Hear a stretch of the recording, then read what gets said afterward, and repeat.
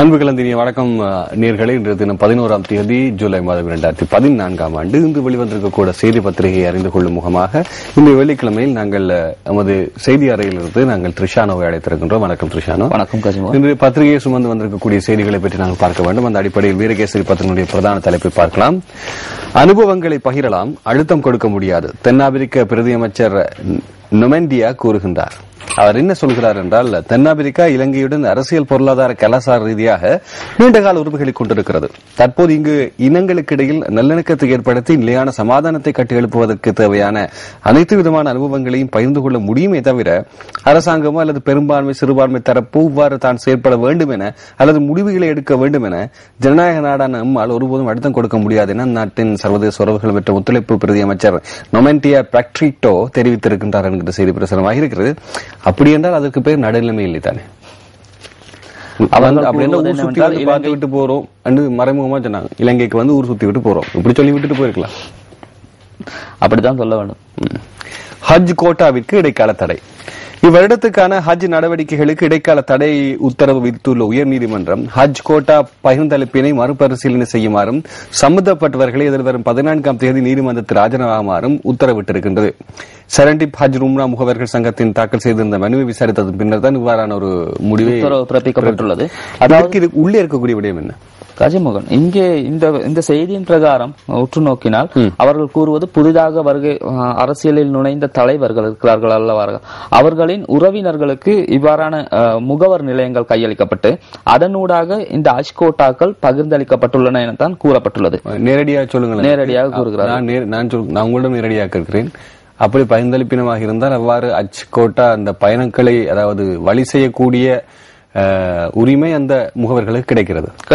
அப்படி என்றால் அவர்கள் குறிப்பிட்ட பணத்தொகையை பெற்றுக்கொண்டுதான் அனுப்பி வைக்கிறார்கள் சொல்கிறீர்கள். ஹஜ் என்பது ஒரு புனித யாத்திரை, அங்கே பணம் விளையாடுகிறது என்றுதான் கூற வேண்டும். அதான் நேரடியான கேள்வி. இங்கே ஒரு விடயம் இருக்கிறது. அடுத்து இந்த தடை உத்தரவு எதிர்வரும் 14ஆம் தேதி வரைக்கும் எடுக்கப்பட்டுள்ளது. ஆனால் சவுதிக்கு அனுப்ப வேண்டிய ஹஜ் கோட்டா பகிர்ந்தளிக்கப்பட்ட பட்டியல் நாளைய தினத்துடன் முடிவுக்கு வர வேண்டும். அதுதான் இறுதி நாள். இந்த செய்தியின் பிரகாரம் இறுதி நாள் நாளைய தினம் 14ஆம் தேதி இது முடிவுக்கு வருகின்றது. அப்படி இருக்கும் பட்சத்தில் மீண்டும் இது சர்ச்சைக்குரிய விதத்தில் மாறும்.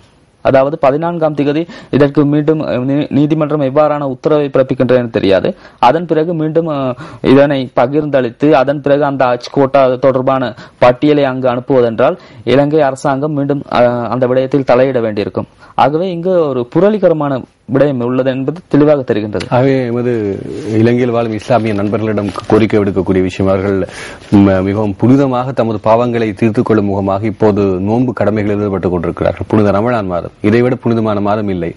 இந்த நேரத்தில் குரானை அவமதித்தது போன்ற விடயங்கள் பற்றி நாங்கள் பேசிக் கொண்டிருக்கின்றோம். பல பத்திரிகைகள் வந்து கொண்டிருக்கிறது, வேறு இயக்கங்கள் இருக்கிறது என்பது இன்றைய தினம் கூட வாரான ஒரு செய்தி வந்திருக்கிறது. இப்படி இருக்கும் நேரத்தில் புனிதமான இஸ்லாமியர்களே இந்த மாதத்தில் நடைபெறுகின்ற புனிதமான நிகழ்விற்கு வகையான முகவர்த்த செயற்பாடும் பணப்பெருமானங்களை பெற்றுக்கொள்ளும் நடவடிக்கை என்றால் அவர்களை நாங்கள் மன்னிக்கவே முடியாது என்பதை மனதிலே கொள்ள வேண்டும்.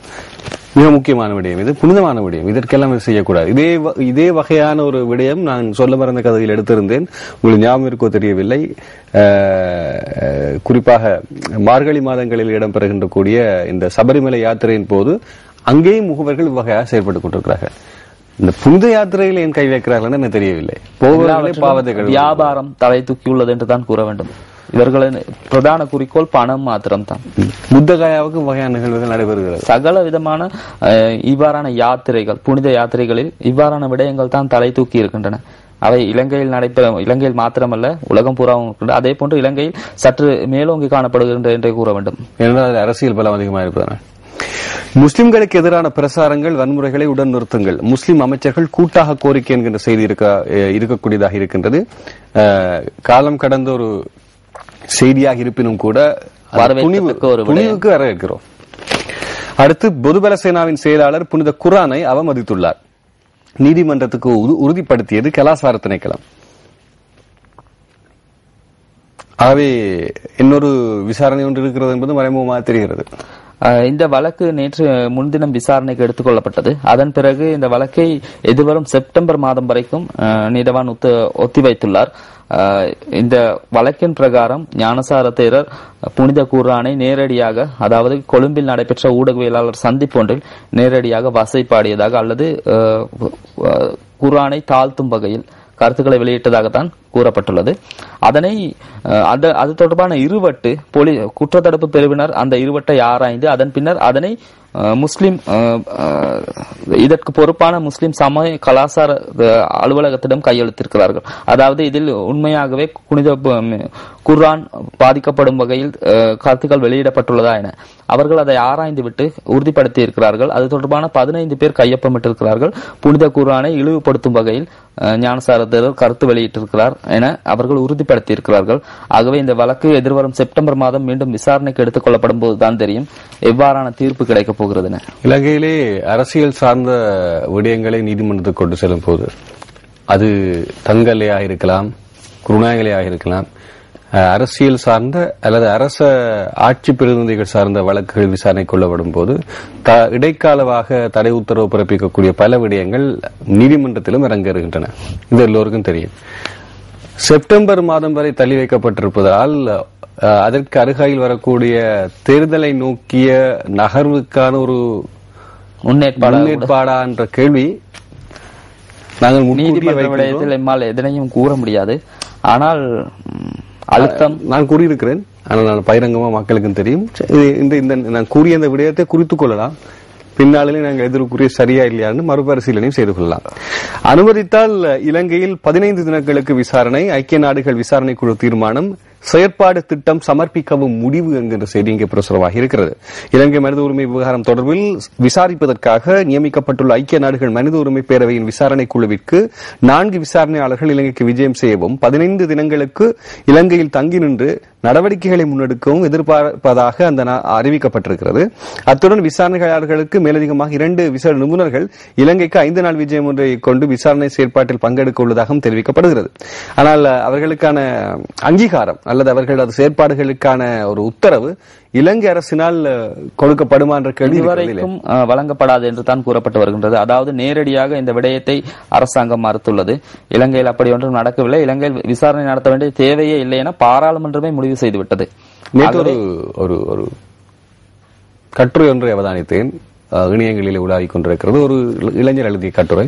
அந்த கட்டுரை ஆரம்பிக்கப்படுவது எப்படி என்றால் 2004 டிசம்பர் 26.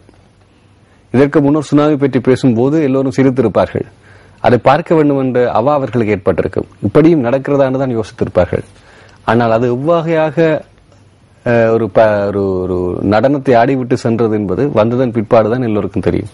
அதே போன்று இந்த விசாரணை தற்போது நாங்கள் பேசுகின்றோமாக இருந்தால் அவை ஒரு சாதாரண விடயமாகவும் நாங்கள் தேநீர் பானம் அருந்தும் போது பேசுவதற்கு இருக்கக்கூடிய ஒரு சப்ஜெக்ட் தகவலாகவும் தான் இருக்கும். அது வந்துவிட்டு சென்றால்தான் அதன் அழுத்தம் அதிகமாக புரியும். இவைதான் நாங்கள் வைக்கக்கூடிய ஒரு பதிவு. அடுத்து தற்கொலை மிரட்டலுக்கு அடிபணிய மாட்டோம். ஆஸ்திரேலிய பிரதமர் டோனி அபே திட்டவட்டமாக சொல்லியிருக்கின்றார். நீங்க நான் இதை விட்டு போக மாட்டேன், தற்கொலை செய்யறதெல்லாம் நமக்கு சரி வராது. நாங்க ஒரு முடிவெடுத்ததா. அதாவது கஜமுகன் கிறிஸ்துமஸ் தீவில் தங்கியுள்ள புகலிட கோரிக்கையாளர்கள், அதாவது சட்டவிரோத புகலிட கோரிக்கையாளர்கள் என கூறக்கூடிய அகதிகள், அவர்களில் 15 தாய்மார் ஒரு தகவலை வெளியிட்டிருக்கிறார்கள்.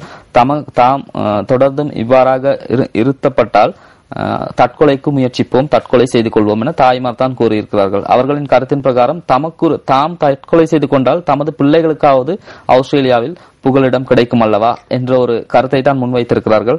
அதற்கான பதிலடியை தான் பிரதமர் கூறியிருக்கிறார். இங்கே அனைவரும் நலமாக இருக்கிறார்கள், அவர்களுக்கு பாதுகாப்பு வழங்கப்பட்டுள்ளது, உணவு, தங்குமிடம் என சகலதும் வழங்கப்பட்டுள்ளது, அவர்கள் எதிர்பார்த்ததை விட சிறப்பான பாதுகாப்பு இருக்கிறது, ஆகவே அவர்கள் எந்த மிரட்டலையும் விடுக்க முடியாது, அதற்கு நாம் அஞ்ச மாட்டோம் என கூறியிருக்கிறார். ஆஸ்திரேலியாவில் ஒரு திரைப்படம் இருக்கிறது, ஆங்கில திரைப்படம்.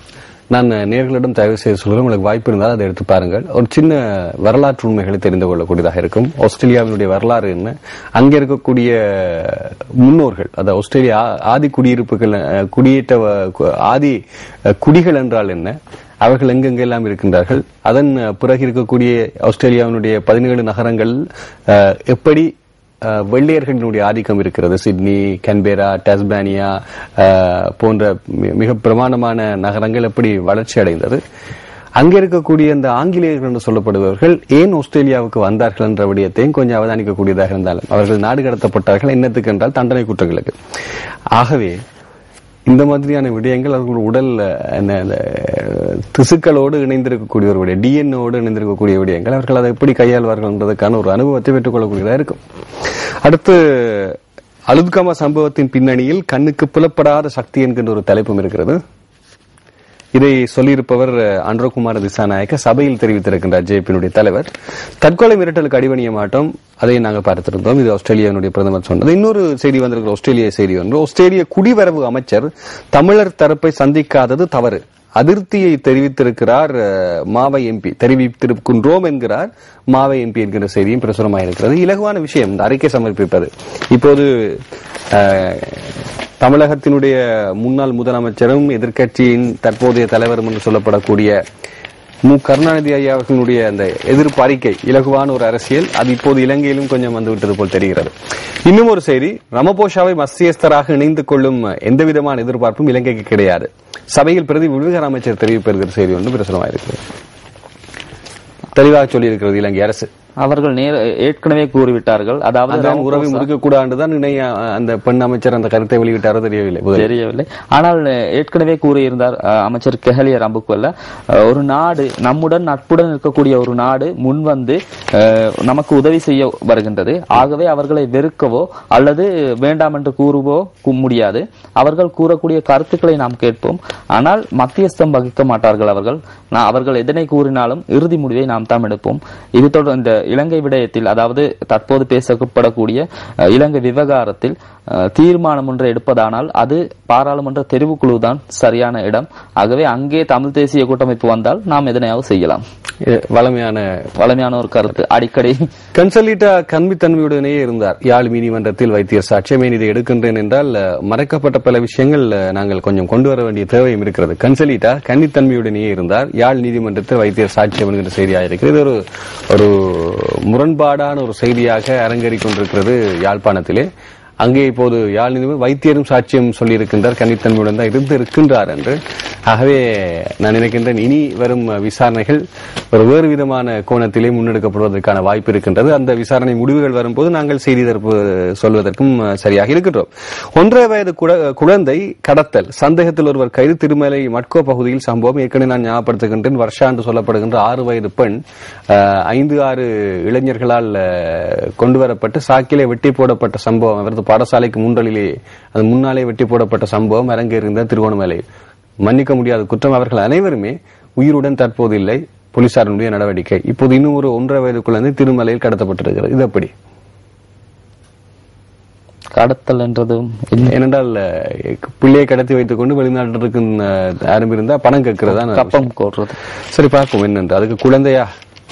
நாடு திரும்பினார் ரமபோசா. செய்தி, ஐயா மனசை தளர விடாதீங்க, இவர் போனா நமக்கு நிச்சயம் வேற ஒருத்தர் வருவார் என்று வழமை போன்று ஏதாவது செய்வாங்கன்ற நம்பிக்கையில தமிழர் தரப்பு மக்கள் எமது தமிழ் தேசிய கூட்டமைப்பு தலைவரிடம் தமது கருத்துக்களை பதிவு செய்கிறார். அவர் யோசிக்கிறேன் இனி யார் வர போறார் என்று. இலகுவான ஒரு அரசியல், யார் வந்தாலும் தகவலை வெளியிடுவது. அசம்பாவிதங்களால் மனவிரக்தி அடைந்த இதயங்களை ஆசுவாசப்படுத்த திட்டங்களை அரசு முன்னெடுக்கவில்லை. சபையில் எதிர்க்கட்சி தலைவர் ரணில் ஆதங்கம் என்ற செய்தி இருக்கின்றது. 5 வருடம் கடந்து ஒரு கருத்தை முன்வைத்திருக்கின்றார். பரவாயில்லை, தற்போதாவது அவருக்கு அந்த கருத்து சொல்வதற்கு ஒரு மனம் வந்திருக்கிறது. அடுத்த செய்தியை நாங்கள் பார்க்கலாம். காணி சுவீகரிப்பு தொடர்வது ஜீரணித்துக் கொள்ள முடியாத விடயம் என்பது ஆசிரியர் தலையங்கமாக இருக்கிறது. காணி சுவீகரிப்பு தொடர்வது ஜீரணித்துக் கொள்ள முடியாத விடயம் என்கிற செய்தி பிரசுரமாக இருக்கிறது. நான் நினைக்கின்றேன் ஒரு 4 நாட்களுக்கு முன்னர் ஒரு செய்தி வந்திருந்தது, யாழ்ப்பாணத்தில் காணி சுவீகரிக்கும் நடவடிக்கை தற்காலிகமாக இடைநிறுத்தம் என்று. இப்போது மீண்டும் ஆசிரியர் தலையங்கம் வந்திருக்கிறது என்றால் எட்டி பார்க்கிறதோ என்ற கேள்வி நமக்கும் எழுகிறது. அடுத்த செய்தி தினக்குரல் பத்திரிகையினுடைய செய்திகளாக இருக்கின்றன. தென் ஆப்பிரிக்காவை ஒருபோதும் மத்தியஸ்தராக ஏற்க மாட்டோம், அரசு அறிவிப்பு. அடுத்து தமிழர்களை புறக்கணித்த மொரிசன் என்கிற செய்தியாக இருக்கிறது. யாழ்ப்பாணத்துக்கு ரகசிய விஜயம் ஒன்று மேற்கொண்ட ஆஸ்திரேலிய குடிவரவுத்துறை அமைச்சர் ஸ்காட் மொரிசன் அங்கு தமிழர்கள் தலைவர்களை சந்திக்காமை குறித்து அதிருப்தி வெளியிடப்பட்டிருக்கின்றது. யுத்தம் இல்லாத நிலைமை சமாதானம் அல்ல, உரிமையும் கொடுக்கப்பட வேண்டும் என்கின்ற விடயம் நான் நினைக்கின்றேன் தனித்து பேசிக் கொண்டிருக்கக்கூடிய ஒரே தமிழர் தரப்பு குரலாக தற்போது இருக்கக்கூடிய ஒருவராக சி விக்னேஸ்வரன் ஐயா மாத்திரம்தான் மீதியா இருக்கின்றார் என்ற அவர் நீதிமன்றத்திலே பணியாற்றியதனாலும் அவரது கருத்தின் பிரகாரம் கஜமுகன் சுமார் 15,000 படையினர் வடமாகாணத்திலே தங்கி இருக்கிறார்கள். அவர்கள் அப்படி இருக்கும் பட்சத்தில் பொதுமக்கள் எப்படி நிம்மதியாகவும் அமைதியாகவும் இருக்க முடியும்? அதாவது படையினர் இருப்பதால் ஒன்றும் தவறில்லை. ஆனால் ஒரு சில நேரங்களில் அத்துமீறி விசாரணைகள் பரிசோதனைகள் என்பன நடத்தப்படுகின்றன. இதனைத்தான் அவர் மறைமுகமாக சுட்டிக்காட்டியிருக்கிறார். ஆகவே இதில் இன்னொரு விடயம் இருக்கிறது என்று சொல்லுங்கள் பார்ப்போம். இவருக்கு இருக்கக்கூடிய அவரது முன்னாள் வரலாறு தான் அவரது கூற்றுக்கான மதிப்பு சர்வதேசத்திலும் இலங்கையிலும் இருக்கிறது என்பதை நாங்கள் மறக்கக்கூடாது. எதை தமிழர்கள் சார்பான எந்த கருத்தை வெளியிட்டாலும் புலிமுத்திரை குத்தக்கூடிய இந்த சமூகத்தில் புலிமுத்திரை குத்தி எந்த விசாரணைக்கு உட்படுத்தக்கூடிய சூழலை ஏற்படுத்த முடியாத அளவிற்கு அவரது பின் வரலாறு இருக்கின்றதனால் தான் என்று தமிழர்கள் சார்ந்தவர்களால் பேசக்கூடியதாக இருக்கின்றது. ஒரு விதத்தில் தேர்தலில் தமிழர்கள் சாணக்கியமாக செயற்பட்ட ஒரே தருணமாக நாங்கள் முதலமைச்சரை தேர்வு செய்த தருணத்தை இப்போது நாங்கள் ஓரளவு விளங்கிக் கொள்ளலாம். அலுத்கமவிற்கு அமெரிக்க ஜனாதிபதி வந்திருந்தாலும் அடி வாங்கி இருப்பார் என்கின்ற செய்தியை சொல்லியிருக்கின்றார். பாலி தயாரிக்க வேண்டும் என்று நான் நினைக்கிறேன். பாப்போம். இந்த செய்தி பொறுத்தவரை கஜமுகன் பாருங்கள், ஒரு அமைச்சர் வன்முறையை தூண்டும் வகையில் தான் ஒரு கருத்தை வெளியிட்டார். அமெரிக்க ஜனாதிபதி பராக் ஒபாமா தாக்கியிருப்பார்கள் என அமைச்சர் ரோஹித் அபே குணவர்தன தெரிவித்திருக்கின்றார். அதான் பாராளுமன்றத்தில் அவர் தெரிவித்த இந்த கருத்து வன்முறையை தூண்டுவது அல்லது ஆதரிப்பதாகத்தான் என்னை பொறுத்தவரை படுகின்றது. ஆகவே ஞானசார தேரருக்கு வழக்கு ஒத்திவைக்கப்பட்டிருப்பது என்ன புரிந்து கொள்ளுங்கள். வடக்கில் புதிய ஆளுநர் யார், ஜனாதிபதி விரைவில் அறிவிப்பார் என்கிற செய்தி பிரசுரமாக இருக்கிறது. யாழ்ப்பாணத்துக்கு ரகசிய பயணம் செய்த ஆஸ்திரேலிய அமைச்சர் இலங்கையர்களை ஏற்க இந்தியா மறுப்பு என்கிற செய்தி பிரசுரமாக கட்டப்பட்ட பகுதிக்குள் ஆஸ்திரேலியாவிற்கு புகலிடம் தேடிச் சென்ற இலங்கையர்களை மீண்டும் ஏற்றுக்கொள்ளப் போவதில்லை என்று இந்தியா தெரிவித்திருக்கிறது. இந்தியாவுக்கு ஏன் தேவையில்லை தலையடி? தமது நாட்டிலேயே இலங்கையை விட வறுமையானவர்கள் இருக்கின்றார்கள். அதாவது 153 பேர் அடங்கிய படகு சென்றதல்லவா, அந்த புகலிட கோரிக்கையாளர்கள் தான் தற்போது இந்த விடயத்தில் கூறப்பட்டுள்ளார்கள். அவர்கள் இந்தியாவில் அதாவது பாண்டிச்சேரியிலிருந்து புறப்பட்டு சென்றதாகத்தான் கூறப்படுகிறது ஆஸ்திரேலிய தகவல் மற்றும் இந்திய தகவல்கள் பிரகாரம். ஆகவே தான் இது தொடர்பாக இந்தியாவிடம் வினவிய போது இந்தியா தெரிவித்துள்ளது அவர்களை மீண்டும் இந்தியாவில் ஏற்றுக்கொள்ளும் எண்ணம் தமக்கு இல்லை என நேரடியாக மறுப்பு தெரிவித்துள்ளது. இந்தியாவினுடைய வறுமை கோட்டை ஒருக்கான பார்த்தீர்களாக இருந்தால் அவர்களுக்கு ஏன் தேவையில்லை தடல் என்று உலகம் நீங்கள் தெரிந்து கொள்ளக்கூடியதாக இருக்கும். இது வேறொரு நாடு. போர் முடிவுக்கு வந்த பின்னர் புகலிடம் கோர வேண்டியது இல்லை என்று யார் சொல்லியிருக்கின்றார்? புதிய கடற்படை தளபதி வைஸ் அட்மிரல் ஜெயந்த பெரேரா தெரிவித்திருக்கின்றார் என்ற செய்தியாக இருக்கின்றது. போருக்கு பின்னர் மீண்டும் ஈராக்கில் எப்படி கிளர்ச்சியாளர்கள் கிளம்பெழுந்தார்கள் என்ற ஒரு விடயத்தையும் அவர் கொஞ்சம் ஆராய்ந்து பார்த்தால் சிறப்பாக இருக்கும் என்று நினைக்கின்றேன். ஏனென்றால் போர் என்பது ஒரு எண்ணத்துக்கோ அல்லது ஒரு உரிமைக்கோ ஒரு வாழ்வியலுக்கான ஒரு முடிவு அல்ல. முடிவு என்றது ஆசுவாசம் அல்லது அவர்களை நியாயப்படுத்தக்கூடிய விடயம். அதற்கு நாங்கள் என்ன செய்தோம் என்று பார்ப்பதனூடாகத்தான் தெரியும். அடுத்து புலிகளுடன் தொடர்புடைய பினாங்கு துணை முதலமைச்சரை கைது செய்யும். மலேசியாவின் முறைப்பாடு. புலிகளுடன் தொடர்புடைய பினாங்கு துணை முதலமைச்சரை கைது செய்யவும் என்கின்ற செய்தியா இருக்கிறது. அதாவது பினாங்கு மாநில துணை முதலமைச்சர் கலாநிதி பி ராமசாமிக்கு விடுதலை புலிகளுடன் தொடர்புள்ளதாக குற்றம் சுமத்தி அந்த நாட்டு போலீசில் 2 முறைப்பாடுகள் செய்யப்பட்டிருக்கின்றன. அவர்களை கைது செய்யவும் என்று மலேசியாவில் முறைப்பாடு ஒன்று கொடுக்கப்பட்டிருக்கு. பினாங்கு என்பது ஒரு மாநிலம் என்பதை நாங்கள் ஞாபகப்படுத்துகின்றோம். வடமேல் மாகாண முதலமைச்சர் தயாசிரியுடன் கட்டி புரண்டு மோதி ஐக்கிய தேசிய கட்சி எம்பி காயங்களை சபையில் காட்டினார் என்ற செய்தியா இருக்கின்றது. இப்ப இந்த ரெஸ்லிங் நடக்கும் தானே, இப்ப சண்டை அல்லது மல்யுத்தம் சாதாரணமா வெளிநாடுகளில் இருந்து தான் வருவதை நாங்கள் பார்த்திருக்கின்றோம். இப்போது இலங்கையில் அதை பார்க்க வேண்டுமாக இருந்தால் இந்த மாகாண சபைகளிலுமே பார்லிமெண்டத்தில் தான் கூடுதலாக பார்க்கக்கூடியதாக இருக்கிறது. அருமையான ஒரு முன்னுதாரணம் நமது எதிர்கால தலைமைகளுக்கு. அலுத்கம பேருவல சேதங்கள் மதிப்பீடுகளின் அடிப்படையில் நஷ்டஈடு என்கிற செய்தியை பிரதமர் தெரிவித்திருக்கின்றார். இது தினகரனுடைய தலைப்பு. பிரதான தலைப்பாக கட்டமிடப்பட்டது இப்படி ஒரு செய்தி. ஆந்திராவில் சிறை வைக்கப்பட்டிருந்த 41 இலங்கை மீனவர்கள் விடுதலை, இலங்கை இந்திய உறவின் வெளிப்பாடு, அமைச்சர் GL பீரிஸ் ஆந்திர முதலமைச்சர் சந்திரபாபு நாயுடன் சந்திப்பு என்கிற செய்தியாக இருக்கின்றது. கைது செய்து விடுதலை செய்தால் அது மிகப்பெரிய ஒரு இணக்கம். ஏன் கைது செய்கிறார்கள், எதற்கு கைது செய்கிறார்கள் என்ற ஆராய்ச்சியோ அதற்கான ஒரு திட்டமோ இல்லை. கைது செய்வது பின்னர் விடுதலை செய்தால் பேசிவிட்டு வந்தால் அது பெரிய ஒரு சாதனை.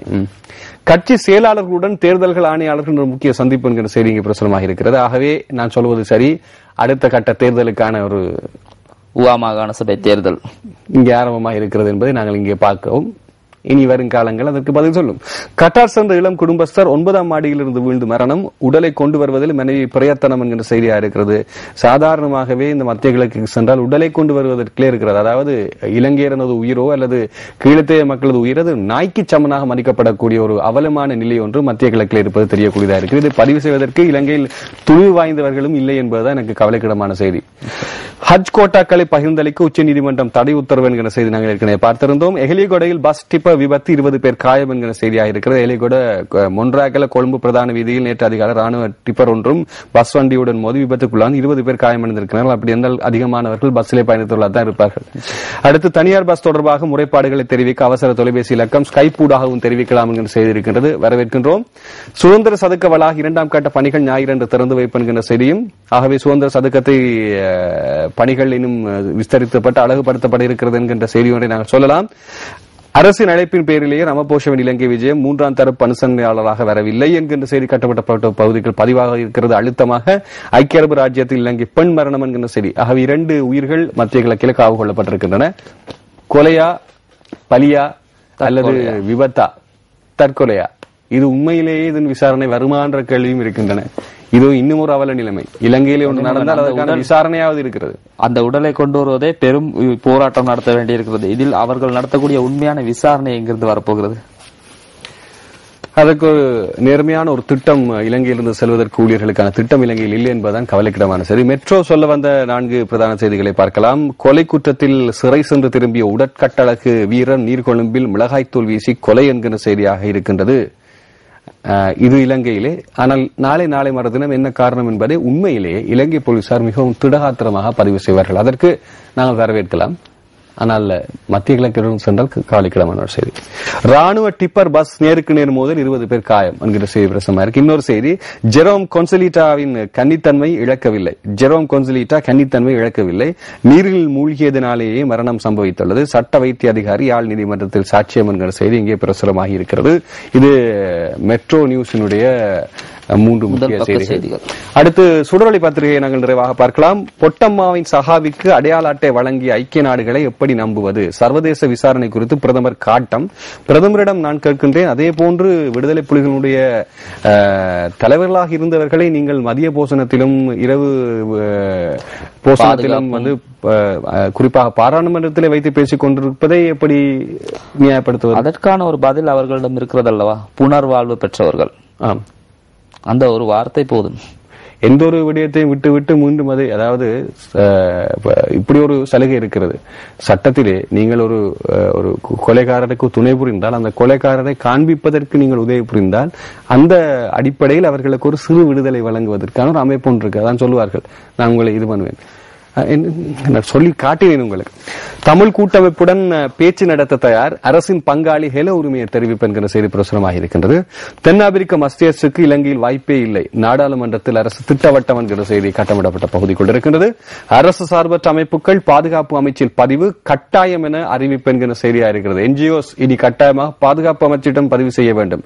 அப்படி என்றால் செஞ்சாதான் அவங்களால இலங்கையில இயங்க முடியும். அப்படி என்றால் உங்களுடைய அனைத்து விடயங்களையும் நீங்கள் குறிப்பாக அந்த செக் அவுட் பண்ணிவிட்டு தான் நீங்கள் செயல்படுத்த வேண்டும். செய்வதே உண்மையாகவே அரசு சார்பற்ற நிறுவனங்கள் சேவை என்ற அடிப்படையில் வருகின்றது.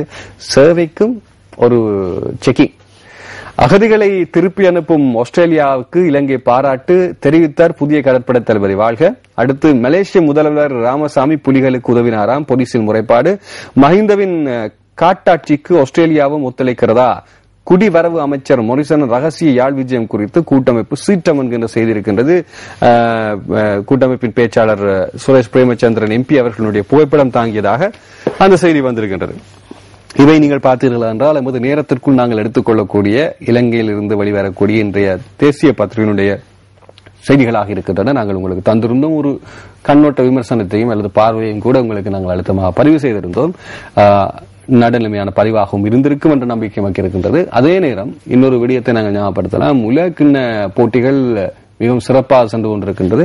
ஒரு 2 நிமிடம் கதைப்பதற்கு எனக்கு திரிஷானோ கிடைத்திருக்கிறார். ஏனென்றால் அவர் தான் அதிகமாக இந்த விளையாட்டுச் செய்திகளை சுமந்து வருகிறார். எல்லோருமே சொல்லியிருந்தார்கள் நெய்மரினுடைய இழப்பு கவலைக்கிடமானது பிரேசிலுக்கு என்று. நான் கூறியிருந்தேன் இல்லை, தியேரோ சில்வா தான் அதற்கு மிக முக்கியமான புள்ளி. அவரினால் தான் பாதிப்பு அதிகமாக வரும் என்று உதைப்பந்தாட்டத்திலே இந்த சென்டர் என்று சொல்வார்கள், மத்திய கள வீரர், அப்படி அல்லாவிட்டால் பேக்ஸ் பின்கள வீரர்கள். இந்த வீரர்களினுடைய இழப்பு தான் அதிகமாக ஏனைய ஒரு அணிக்கு வலுச்சேர்க்கும். உங்கள் கருத்தின் பிரகாரம் இன்னொரு விடயம் உள்ளது. தியாகோ சில்வா அணியின் தலைவர். ஒரு அணியை கட்டுக்கோப்பாக கொண்டு செல்வதற்கு அணித்தலைவர் முக்கியமானவர். நட்சத்திர வீரர் ஒருவர் இல்லை, அதே நேரம் அணித்தலைவரும் இல்லை. நட்சத்திர வீரர் கொண்டு செல்லக்கூடிய பந்தின் வேகமும் அவர் அந்த ஒரு பந்தை வைத்துக் கொண்டு அவர் எத்தனை கிலோமீட்டர் அவர் ஓடினார் என்ற வீதமும் அதில் இருக்கிறது. நீங்கள் பார்த்திருக்கின்ற தெரியும். ஷூட்டர்ஸ் என்று சொல்வார்கள், இந்த ஃபார்வர்ட்ஸ் போடக்கூடிய பந்தை கோலுக்கு ஷூட் பண்ற அதிலே சிறந்த வீரராக பார்சிலோனாவிலே மெஸ்ஸியுடன் விளையாடக்கூடிய நெய்மர் தலை சிறந்ததாக இருந்திருக்கலாம். ஆனால் நீங்கள் பார்த்திருப்பீர்கள், லூயிஸ் சில்வா, தியரோ சில்வா போன்ற மிகச்சிறந்த பின்கள நடுக்கள வீரர்கள் தான் அதிகமாக பந்தை காலிலே வைத்து கணிப்பிடுதல் செய்வார்கள். முதலாவது 2 கோல்களும் போடும் போது 2 பின்கள வீரர்கள் தான் தடுப்பிலே ஈடுபட்டிருந்ததை பார்க்கக்கூடியதாக இருந்தது. அதன் பின்னர் எல்லோரும் முன்னோக்கி கோல் போடுவதிலே முனைந்தனால்தான் 4 நிமிடங்கள் பிரேசிலுக்கு ஏற்பட்டது. அதாவது கஜமுகன் ஒரு கட்டத்தில் முதல் 29 நிமிடங்களுக்குள் 5 கோல்கள் போடப்பட்டன. அந்த 5 கோல்களில் 4 கோல்கள் 6 நிமிடங்களுக்குள் போடப்பட்டன. அந்த 6 நிமிடங்களுக்கு தடுப்பதற்கு 2 பிரயத்தனம் ஈடுபட்டார்கள் என்பதை பார்க்கக்கூடியதாக. உண்மையாக பின்கள வீரராக தொழிற்பட்டது கவலைக்கிடமான செய்தி. ஜூலியன் சீசர் தான், அவர்கள் தான், அதாவது கோல்காப்பாளர், பிரேசிலுடைய கோல்காலம் முற்றுமுழுதாக விளங்கியது அல்லவா? என்ன செய்வது, அளவுக்கு ஒன்றும் செய்ய முடியாது அவரால். ஆகவே இதே நான் இப்ப சொல்றேன்னா 3வது இடத்துக்கான போட்டி நாளை இருக்கிறது. மற்றும் நெதர்லாந்து அணிகளுக்கு, பிரேசில் மற்றும் நெதர்லாந்து அணிகள். நெதர்லாந்து மிகச் சிறந்த ஒரு போட்டியை முன்கொடுத்து தோல்வி அடைந்திருக்கின்றது அர்ஜென்டினாவிடமிருந்து. அதே நேரத்தில் அர்ஜென்டினாவினுடைய போட்டியின் பின்னர் அர்ஜென்டினா பயிற்றுவிப்பாளருடைய கருத்து, குறிப்பாக இந்த நடுவராக தொழிற்படக்கூடியவர்கள் 2 பக்கத்துக்கு நடுநிலைமையாக செயற்பட வேண்டும் என்ற கருத்தொன்றை முன்வைத்திருக்கின்றார் அர்ஜென்டினாவின் பயிற்சியாளர். என்றால் அவர் தனது காட்டத்தினை. அதே போன்று நெதர்லாந்து பயிற்சியாளர் ஒரு கருத்தை வெளியிட்டிருக்கிறார். பெனால்டி கிக்கு போட்டி சென்றதல்லவா, அதன் போது முதல் உதையை உதைப்பதற்கு நெதர்லாந்தின் 2 வீரர்கள் அதிருப்தி வெளியிட்டார்களாம். அதாவது முதலாவதாக தாம் உதைப்பதற்கு விருப்பப்படவில்லையாம். அது ஆரம்பத்திலேயே தமக்கு ஒரு பின்னடைவை ஏற்படுத்திவிட்டது என்ற கருத்தையும் அவர் தெரிவித்திருந்தார்.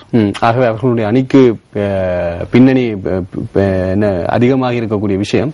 ஆனால் அர்ஜென்டினா அணியினுடைய பயிற்சியாளர் சொன்ன கருத்துக்கு இப்போது நீங்க பார்த்தீர்களா இருந்தால் சமூக இணையதளங்களும் உதவி செய்கிறது. ஏனென்றால் மீண்டும் ரிவைண்ட் பண்ணி பார்க்கும் போது பல தண்டனைகள் எப்படி கொடுக்கப்பட்ட பார்வை இருக்கின்றது. இருப்பினும் அர்ஜென்டினா வெற்றி பெற்றிருக்கின்றது. அவர்களுடைய எதிர்காலம் ஜெர்மனியுடனான போட்டியின் போது நாளை மறுதினம், அதாவது ஞாயிற்றுக்கிழமை நடைபெறுகின்றது. இந்த போட்டி ஒரு சுவாரஸ்யமான போட்டி. என்னவென்றால் 1986ஆம் ஆண்டு ஜெர்மனியை வீழ்த்தி அர்ஜென்டினா 2வது தடவையாக உலக சாம்பியன் ஆனது. 1990 1990ஆம் ஆண்டு ஜெர்மனி அர்ஜென்டினாவை வீழ்த்தி உலக சாம்பியன் ஆனது. அதாவது ஜெர்மனி 3வது தடவையாக. இவ்விரண்டு அணிகளும் அதற்கு பின்னர் இறுதிப் போட்டிக்கு 2010ஆம் ஆண்டு நடைபெற்ற போட்டியின் போது காலிறுதியாக இருக்க வேண்டும். அதிலே அர்ஜென்டினாவை வீழ்த்தியது ஜெர்மனி. ஆகவே இந்த போட்டி இன்னும் 24 வருடங்களுக்கு பின்னர், அதாவது கிட்டத்தட்ட இறுதிப் போட்டி ஒன்றில், உலகக்கிண்ண கால்பந்தாட்ட தொடரில் இறுதிப் போட்டி ஒன்றில் இவ்விரண்டு அணிகளும் மோதுகின்றன. அர்ஜென்டினாவை பொறுத்தவரை 28 வருடங்களின் பின்னர் சாம்பியன் ஆகும் கனவு. அதே போன்று ஜெர்மனிக்கு 24 வருடங்களின் பின்னர் மீண்டும் சாம்பியன் ஆகும் ஒரு கனவு. இறுதியாக சொல்லக்கூடிய இறுதிப் போட்டியின் ஒரு விவரத்தை நாங்கள் சொல்ல வேண்டும். இந்த ஒரு பதிவு வலைப்பின்னல்கள் அதிகம் வருகிறது. குறிப்பாக அர்ஜென்டினாவுக்கு மெஸ்ஸி இருக்கிறார், பிரேசிலுக்கு நெய்மர் இருக்கிறார், கிறிஸ்டியானோ ரொனால்டோ போர்த்துகலுக்கு இருக்கிறார், எங்களுக்கு ஜெர்மனிக்கு அணி இருக்கிறது என்று. ஆனால் நீங்கள் போய் நேரடியாகவே பார்த்தீர்களாக இருந்தால் சரியாக 20-20 பகிர்வு, அதாவது ஒரு பந்தை அதிகம் வைத்திருந்தவர்கள் என்ற பட்டியலில் முதல் அந்த ஃபார்வர்ட்ஸ் என்று சொல்லப்படுகின்ற மூவருள் 20-20 சரியாக பகிர்ந்த 3 ஃபார்வர்ட்ஸ் இருக்கிறது அர்ஜென்டினா அணிக்கு தானே என்பதை கொஞ்சம் மறக்கக்கூடாது. 37% சில போட்டியாளர் 31% நெய்மர் வைத்திருந்தார். ஆனால் அர்ஜென்டினாவை பொறுத்த மட்டில் மெஸ்ஸி உட்பட எல்லோருமே சம அளவாக பகிர்ந்திருக்கின்றார்கள். ஒரு சம வாய்ப்பு கொண்ட அணியாகவும் இருக்கிறது. அதே சம வாய்ப்பை பெற்றுக்கொண்ட அணியாக இன்னொரு அணியும் இருக்கிறது, அது ஜெர்மன் அணி. அனைத்து வீரர்களும் இருக்கின்றார்கள். அதையும் நாங்கள் அவர்கள் விளையாடும் போது அவர்கள் விளையாடிய போட்டிகளை பார்த்தால் தெரிந்திருக்கும் கஜமுகன், அவர்கள் பந்துகளை எவ்வாறு கையாளுகிறார்கள், வருகிறார்கள். அதாவது அவர்கள் பாஸ் பண்ண பிறகுதான் நமக்கே தெரியும் ஒரு வீரர் அங்கே இருக்கிறார். அதே நேரத்தில் அதிகப்படியாக கொடுக்கப்பட்ட அந்த பாஸ் கொடுக்கப்பட்டதை முழுமையாக பூர்த்தி செய்த அணி என்கின்ற பெருமையும் ஜெர்மனிக்கு தான் இருக்கிறது. அதிகப்படியாக பாஸ் பண்ணின அணி என்று இது ஏன் சொல்கிறேன் என்றால் இன்னொரு தன்மை இருக்கிறது இந்த போட்டிகளை பார்க்கக்கூடிய தன்மை. கோல் போடப்படாவிட்டால் அந்த போட்டி சுவாரஸ்யம் இல்லை என்று நினைக்கிறார்கள். உண்மையிலேயே கோல் போடப்படாத போட்டி தான் சுவாரஸ்யம், சவாலான போட்டி. அதற்கு பல திட்டங்கள் இருக்கிறது. எனவே உதைபந்தாட்டத்தை நாங்கள் உணர்ந்து பார்க்கக்கூடிய ஒரு அமைப்பை இந்த உலகக்கிண்ணம் மாத்திரம்தான் இலங்கை போன்ற ரசிகர்களுக்கு வழங்குகிறது. என இலங்கை FIFA தரப்படுத்தலே 150க்கும் பின்னணியிலாக இருக்கக்கூடிய 153வது இடத்துல இருக்கு. அதுதான் அடிக்கடி மாறும். 150லிருந்து 60க்குள்ளே நாம் மாறும். அதிகமாக எங்களுடைய அந்த போட்டி நாங்கள் முகம் கொடுப்பது பூட்டான், இந்தியா போன்ற நாடுகளுக்கு இடையிலே தான். ஏனென்றால் தெற்காசிய நாடுகளோடு தெற்காசியாவிலும் மாலைதீவு 130வது இடங்களில் இருக்கக்கூடிய ஒரு தலைசிறந்த அணி என்பதை ஓரளவு நாங்கள் ஞாபகப்படுத்தலாம். பலம் வாய்ந்த அணி. அவையவே நல்ல ஒரு கணிப்பை தந்திருக்கும். நன்றி. உங்களை நான் விடக்கூட இந்த இடத்திலே சந்திப்போம். நாளை சனிக்கிழமை 3வது இடத்துக்கான போட்டி நெதர்லாந்து பிரேசில் அணிக்கு. பிரேசில் தனது மக்களுக்கு முன்னால் மீண்டும் தோல்வி அடைந்ததை பூர்த்தி செய்யுமா என்ற கேள்வி, படுதோல்வியை ஈடு செய்யும் வகையில் அந்த போட்டியை எதிர்கொள்ள. இன்னொரு கேள்வி, திரோ சில்வா அதாவது தலைவர் மீண்டும் விளையாடுவாரா? அடுத்த போட்டியில் விளையாடுவதற்கான வாய்ப்பு இருக்கிறது. மஞ்சள் ஒரு போட்டி தடை. சரி, நன்றி. நான் கேட்க நன்றி. மீண்டும் சந்திப்போம் இந்த இடைவேளையை தொடர்ந்து குட் மார்னிங் ஸ்ரீலங்காவில். நன்றி நேர்களே.